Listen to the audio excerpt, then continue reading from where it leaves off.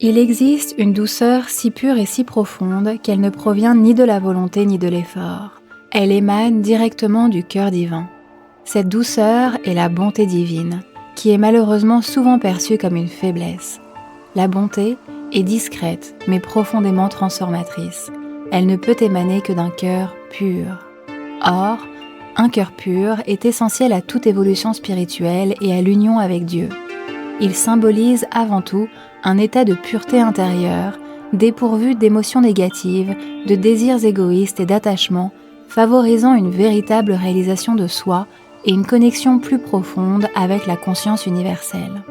Un cœur pur est la porte d'accès à l'expérience du bien suprême, permettant à l'être de percevoir la vérité et de se relier aux aspects les plus profonds de son âme. De cette pureté du cœur, la bonté s'exprime comme une force paisible, enracinée dans l'amour inconditionnel. Elle voit la douleur derrière la colère, la peur derrière l'agressivité, le besoin d'amour derrière les gestes les plus durs. Elle ne fuit pas la souffrance, elle l'embrasse. Elle ne nie pas l'ombre, elle l'éclaire. La bonté divine est l'absence totale de mal, et donc l'un des aspects de la réalité suprême. C'est un acte sacré, un baume invisible déposé sur le monde. C'est la forme la plus simple et la plus élevée de la sagesse en action, contribuant à l'éveil de l'âme et à la divinisation de l'être.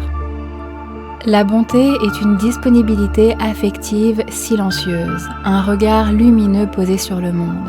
Elle est le geste simple qui guérit, la parole juste qui apaise ou le silence qui répond avec amour.